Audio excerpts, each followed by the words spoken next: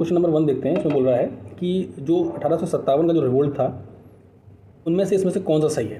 तो नाना साहिब जो थे वो किस रीजन से थे, जनरल बकत खान किस रीजन से थे, और खान बहादुर खान, मौलवी अहमदुल्ला शाह, बेगम हजरत महल। ठीक है, आप इसको पॉज करिएगा, सबसे पहले पॉज करने के बाद में उसके बाद आप आंसर को करिएगा, उसके बाद आंसर देखिएगा। ठीक है, तो देखो नाना साहिब जो थे ये कानपुर का जो रिवोल्ट था इन्होंने लीड किया था। ठीक है, और वहाँ का इन्होंने खुद को इन्होंने पेशवा भी घोषित किया था। ठीक है, नाना साहब ने खुद को अपना पेशवा भी घोषित किया था और ये कानपुर के होते, तो ये तो मैच कर रहा है। जनरल बकत खान जो थे, तो जनरल बकत खान जो थे ये अवध के प्रमुख नेता थे। ठीक है, और फैजाबाद का संचालन उन्होंने किया था। फैजाबाद मतलब आज के टाइम का जो अयोध्या है वहाँ का इन्होंने संचालन किया था। तो ये वाला गलत हो गया ऑप्शन। बेगम हजरत महल जो थी, सबको पता होगा कि बेगम हजरत महल जो थी वो लखनऊ में इन्होंने किया था। ठीक है, और जो अवध का प्रशासन था वो इन्होंने अपने अंडर में ले लिया था, जो एडमिनिस्ट्रेशन था वो अपने अंडर में इन्होंने लिया था। ठीक है, तो ये लखनऊ से थी, ये करेक्ट है, ये भी करेक्ट है और ये भी करेक्ट है। मौलवी अब्दुल्ला खान ये फैज़ाबाद से थे, तो इसका ये होगा बरेली से नहीं थे मौलवी अहमदुल्ला खान, ये भी गलत हो गया। ठीक है, खान बहादुर खान जो थे वो बरेली से रिलेटेड थे, जो रोहिलखंड वाला एरिया था ना उस वक्त, वहाँ का उन्होंने खुद को नवाब घोषित किया था, तो ये वाला सीन भी गलत हो गया। मतलब इसमें पूछ क्या रहा है कि इनमें से कौन से पेयर्स जो हैं वो करेक्ट हैं। तो करेक्ट कौन कौन से हैं, इसमें 2 पेयर करेक्ट है, 1 और 3। ठीक है, तो इसमें option A is the correct answer. Okay, दूसरा है who painted 1859 art work titled relief of revolt. ठीक है, depicting the scene from revolt of 1857। एक तरीके की आर्ट वर्क था, ये किसने किया था। ठीक है, तो रिलीफ ऑफ लखनऊ जो है वो मतलब लखनऊ को राहत वाला जो था वो 1859 में टॉमस जोन्स वॉकर ने किया था। ठीक है, ये बी वाला ऑप्शन करेक्ट है इसका। और इम्पोर्टेंस में ये है कि इनकी जो पेंटिंग थी वो काफ़ी ज़्यादा प्रसिद्ध रहती थी, मतलब और भी कई पेंटिंग्स जो थी इनकी वो काफ़ी ज़्यादा प्रसिद्ध रही थी और वो ड्रामा कैटेगरी में बनाते थे। ठीक है, जैसे आपने मूवी देखी होगी, जो RRR मूवी आपने देखी थी, उसमें देखा होगा आपने एक डांसर थी, तो उस वक्त जो डांसर थे, ठीक है, जो सिंगर थे, जो आर्टिस्ट थे, ये सब किसी न किसी तरीके से अपने आर्ट वर्क को यूज़ करते थे फॉर बेटरमेंट ऑफ सोसाइटी उस वक्त। ठीक है, तो लखनऊ की घेराबंदी इन्होंने उस वक्त की थी, ब्रिटिश सेना ने लखनऊ की घेराबंदी की थी। उस दौरान जो सैनिकों को बचाया गया था, 1857 के विद्रोह की प्रमुख घटना थी, उसी को दर्शाया गया था इस वाली जो ये रिलीफ और रिवोल्ट है उसमें। ठीक है, हम लोग चलते हैं क्वेश्चन नंबर 3 पर। तीसरा क्वेश्चन बोल रहा है कि who among the following roads the famous line खूब लड़ी मर्दानी थी वो झांसी वाली रानी थी। हम लोगों ने क्लास 3rd या 4th में पढ़ा होगा, ये मतलब बहुत ज़्यादा इम्पोर्टेंट है।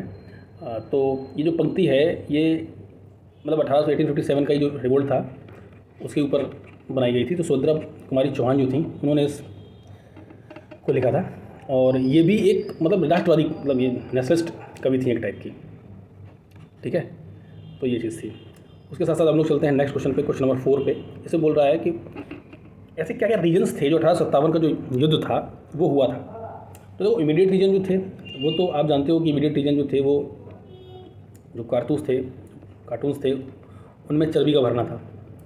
ठीक है, लेकिन उसके साथ साथ जो असफलता का जो कारण बना वो क्या था, तो वो ये था इसमें कि lack of Hindu Muslim unity. नहीं, ऐसा नहीं था। हिंदू मुस्लिम की यूनिटी तो बहुत ज़्यादा थी उस वक्त, बहुत ज़्यादा हिंदू मुस्लिम यूनिटी थी। ठीक है, अब इसमें मेजर जो रीजन थे वो थे क्या क्या, जैसे कि नेशनल लीडर का अभाव था इसमें। ठीक है, और ये विद्रोह बहुत ज़्यादा जगह तक नहीं फैल पाया। बड़े जो जमींदार थे, जो तालुकदार थे, उनकी जो भूमिका थी वो बहुत कम थी, क्योंकि बड़े जमींदार ये चाहते थे कि अगर मान लो हमने ऐसे वोल्ट का साथ दिया और मान लो कि अंग्रेजी शासन यहाँ से चला गया तो हम तो बेरोजगार हो जाएंगे ना, इसलिए वो लोग इनका साथ नहीं देते थे। ठीक है, तो ये वाला तो ये था, हिंदू मुस्लिम यूनिटी उस वक्त थी। लिमिटेड जियोग्राफिकल स्प्रेड, ये बात बिल्कुल सही है। Superior of military British military and administrative machinery, ये बात भी सही है, क्योंकि उनकी जो मशीनरी थी वो मजबूत थी, इसमें कोई बड़ी बात नहीं है। ठीक है, तो इसका ऑप्शन बी करेक्ट होगा। हम क्वेश्चन नंबर 5 पे आ जाते हैं। ये बोल रहा है who was the governor general of British India during the revolt of 1857। देखिए ये क्वेश्चन, क्योंकि 1857 में एक्ट आया था गुड गवर्नमेंट का। ठीक है, 1857 का जो एक्ट था इसमें पहले तो गवर्नर जनरल होता था। ठीक है, तो 1858 से क्या आया, यहाँ पे हो गया वाइसरॉय और सेक्रेटरी ऑफ स्टेट बनाया गया, जिसके अंदर 15 मेंबर की काउंसिल होती थी। ठीक है, और ये ब्रिटिश कैबिनेट का बंदा वो करता था। वाइसरॉय जो था वो रिपोर्ट करता था रानी को, जो रानी थी ना उसको रिपोर्ट करता था, उसका बंदा था ये वाइसरॉय। और सेक्रेटरी ऑफ स्टेट जो था वो पार्लियामेंट को रिपोर्ट करता था, क्योंकि वो पार्लियामेंट के कैबिनेट का मेंबर वो करता था। इसके साथ 15 मेंबर की काउंसिल भी ऐड की गई थी। ठीक है, तो यहाँ से जो गवर्नर जनरल का जो रोल था वो तो खत्म ही हो गया एक तरीके से। यहाँ पे नई बॉडी इंट्रोड्यूस होती है, वायसरॉय। तो लॉर्ड कैनिंग जो थे वो पहले वायसरॉय बनते हैं यहाँ पे। तो लॉर्ड कैनिंग जो थे वो लास्ट गवर्नर भी थे। तो आंसर क्या था? C is the correct answer. Okay, अब हम लोग आ जाते हैं क्वेश्चन नंबर 6 पे। ठीक है, क्वेश्चन नंबर 6 बोल रहा है कि इनमें से कौन से इंडिविजुअल ऐसे हैं जो एक्टिवली एसोसिएटेड थे गर्ल्स एजुकेशन को लेकर। ठीक है, तो गर्ल्स एजुकेशन, देखिए जो ईश्वरचंद्र विद्यासागर थे, जस्ट अ मिनट, ईश्वरचंद्र जो विद्यासागर थे, इन्होंने बंगाल के अंदर 35 गर्ल्स कॉलेज खोले थे। ठीक है, महिला शिक्षा के लिए इन्होंने अभियान चलाया था। अब जगन्नाथ शंकर सेठ जो थे, तो जगन्नाथ शंकर सेठ जो थे, इन्होंने बम्बई में शिक्षा देने का काम किया था। ठीक है, बॉम्बे में इनका रोल था और काफ़ी मतलब दान भी करते थे, ये बहुत ज़्यादा दान देते थे। ठीक है, J.D. बेथ्यून, इनका नाम आपने सुना होगा और ये आपने स्पेक्ट्रम के अंदर काफ़ी जगह पर देखा होगा। जो J.D. बेथ्यून थे, ये इन्होंने 1849 के अंदर बेथ्यून कॉलेज की स्थापना की थी, बेथ्यून कॉलेज की। ठीक है, बेथ्यून कॉलेज की स्थापना इन्होंने की थी यहाँ पे। और उसके साथ साथ यहाँ पे आप देखो कि जो सावित्रीबाई फूले थी, इनको तो आप जानते हो कि फर्स्ट लेडी थी, भारत की पहली शिक्षिका थी ये। ठीक है, और ज्योतिबा राव फूले की वाइफ थी ये, और इन्होंने काफ़ी योगदान किया था। ठीक है, तो सारे ऑप्शन सही है इसमें, एक क्वेश्चन ऑप्शन गलत नहीं है। ठीक है, अब क्वेश्चन नंबर 7 पर आते हैं, भारत स्त्री महामंडल। ये इसके फाउंडर पूछ रहा है कि कौन कौन से इसके फाउंडर थे। देखो ये क्वेश्चन तो मुझे अच्छे लग रहे हैं, इसमें काफ़ी अच्छे क्वेश्चन हैं। तो भारत स्त्री जो महामंडल था, ये 1910 के अंदर इन्होंने बनाया था, सरला देवी चौधरानी ने, इलाहाबाद के अंदर, भारत स्त्री महामंडल। ठीक है, ये कहाँ बना था? इलाहाबाद के अंदर बना था।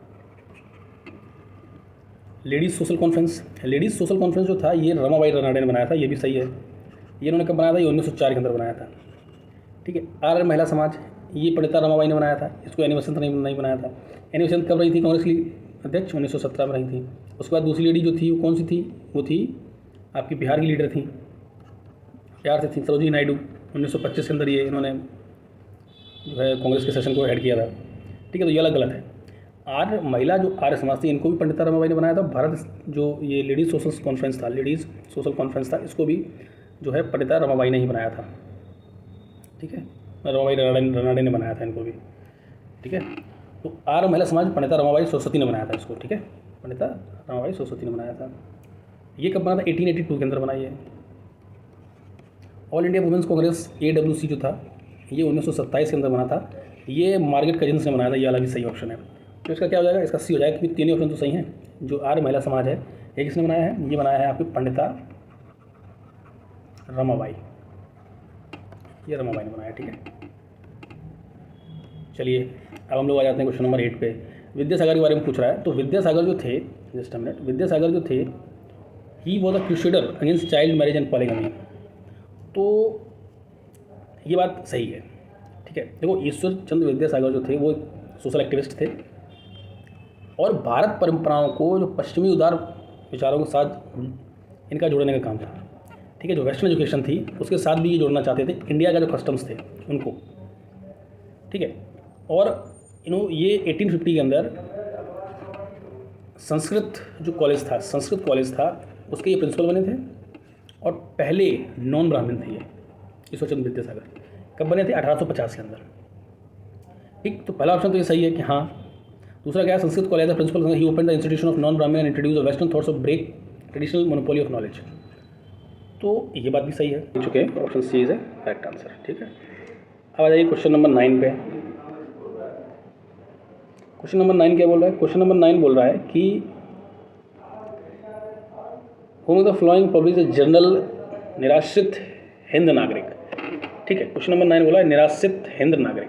तो निराश्रित हिंद नागरिक जो था वो और विठल विध्वंस ऑप्शन है। इसमें क्या बोल रहा है कि जैसे विठल विध्वंसक और मजूर पत्रिका और 20वीं सेंचुरी महाभारत, इसमें बोला है किशन फागूजी बंसोड़, ये इसका आंसर है। ठीक है, अभी इंपॉर्टेंट क्या है कि ये थे कौन? मतलब ये आ सकता है कि निराश्रित हिंद नागरिक और विठल विध्वंसक या मजूर पत्रिका किसने लिखी थी, ठीक है, किसने पब्लिश किया था इसको, तो ये ठीक है। ये शिक्षा के उत्थान के लिए बनाया गया था, मतलब अपलिफ्टमेंट ऑफ एजुकेशन के लिए बनाया गया था। तो इसमें क्या है कि इम्पोर्टेंट चीज़ जो है कि ये जो बंदा है ये महाराष्ट्र के दलित समाज सुधारक थे। ठीक है, ये 1879 से लेकर के 1946 तक ये रहे थे। ठीक है, तो 1910 में इन्होंने स्वयं का एक प्रिंटिंग प्रेस था, उससे इन्होंने निराश्रित हिंद नागरिक विट्ठल विध्वंसक और मजूर पत्रिका नामक जो पत्रिका थी उसको प्रकाशित किया था। ठीक है, और सबसे इम्पोर्टेंट चीज़ ये थी कि ऑल इंडिया जो डिप्रेस्ड क्लासेस थी, डिप्रेस्ड क्लासेस जो थी, all India depressed classes conference 1920 के अंदर हुई थी, इसको भी इन्होंने नेतृत्व किया था इसका भी। ठीक है, तो ये इंपॉर्टेंट चीज़ थी। क्वेश्चन नंबर 10 क्या बोल रहा है? क्वेश्चन नंबर 10 बोल रहा है who the following organisation founded to oppose socio religious reforms and maintain the status quo in Hindu society. ठीक है, तो इसमें बोल रहा है कि ऐसे कौन से ऑर्गेनाइजेशन इनमें से थे जो हिंदू सोसाइटी जो सोशियो रिलीजियस रिफॉर्म्स थे उनको अपोज करते थे। ठीक है, तो अब आर्य समाज क्या करता था? आर्य समाज जो था वो 1875 के अंदर बना, 1875 के अंदर बना। ठीक है, आर्य समाज। और धर्म महामंडल जो था ये 1902 के अंदर बना। आर्य समाज 1875 में बना और धर्म जो महामंडल था वो 1902 के अंदर बना। धर्म सभा जो थी, धर्म सभा ये राधाकांत देव ने बनाई थी 1830 के अंदर। ठीक है, तो आर्य समाज ये किसने बनाया था? दयानंद सरस्वती ने बनाया था। ये दयानंद सरस्वती ने बनाया था। इसका काम क्या था? ये एक सुधारवादी आंदोलन था। ठीक है, ये रिफॉर्मिस्ट आंदोलन था। ठीक है, ये मूर्ति पूजा हो गई, इन सब का विरोध करता था, जो वैदिक शिक्षा को बढ़ावा देता था। इसका काम क्या था कि वैदिक, आज भी देखते हो एंग्लो वैदिक जो सोसाइटीज़ बनी हुई हैं, कॉलेज बने हुए हैं, तो वैदिक शिक्षा को प्रोत्साहन देती हैं वो। ठीक है, और हिंदू समाज को सुधार लाना था, ना कि पारंपरिक यथास्थिति को बनाए रखना। मतलब स्टेटस क्यू का मतलब होता है कि उसी जैसी स्थिति चल रही है वैसे ही बनाए रखना। तो आर्य समाज ऐसा नहीं था। आर्य समाज रिफॉर्मिस्ट मूवमेंट था। ठीक है, आर्य समाज का जो 1875 के अंदर दयानंद सरस्वती ने इसको बनाया था। उसके बाद आप आ जाओ भारत स्त्री महामंडल पर, भारत धर्म महामंडल पर। ये 1902, ये आपका बनता है 1902 के अंदर। ठीक है, इसका काम क्या था? ये जो रूढ़िवादी हिंदू संगठन जो थे ये सब बने थे। अब रूढ़िवादी का मतलब यही होगा। ठीक है, मतलब ये होगा स्टेटस को चाहते थे जैसा है, मतलब जैसा हिंदू धर्म चल रहा है, जो हिंदू की जो धार्मिक संस्थाएं हैं, हिंदू शिक्षा को बढ़ावा देना, मतलब ये नहीं चाहते थे कि वेस्टर्न एजुकेशन या इस तरह की कोई एजुकेशन आए, जैसा चल रहा है वैसे ही चलाना चाहते थे भारत। इसको बनाया किसने था? तो पूरा ये रूढ़िवादी सिस्टम था इसका, तो वो नहीं चाहते थे ऐसा। ठीक है, और जो धर्म सभा था, धर्म सभा ये 1830 के अंदर बनी। ठीक है, तो राधाकांत देव ने इसको बनाया था। ये भी वही चीज़ चाहती, मतलब सती प्रथा का उन्मूलन है, जैसे सामाजिक सुधारों का विरोध किया। ठीक है, धर्म सभा ने भी विरोध किया था। ठीक है, तो ये भी एक क्या थी? रूढ़िवादी, ये भी रूढ़िवादी थी पार्टी थी। ठीक है, रूढ़िवादी मतलब एक विचारधारा थी इसमें। तो इसमें, लेकिन इसमें एक चीज़ अलग से थी। एक चीज़ में क्या थी कि ये वेस्टर्न एजुकेशन को, जो वेस्टर्न एजुकेशन थी उसको बढ़ावा देना चाहते थे, मतलब चाहते थे कि उसकी शिक्षा जो बढ़े आगे जाए। ठीक है, तो इसमें 10 क्वेश्चंस कर लिए। हम नेक्स्ट 10 क्वेश्चंस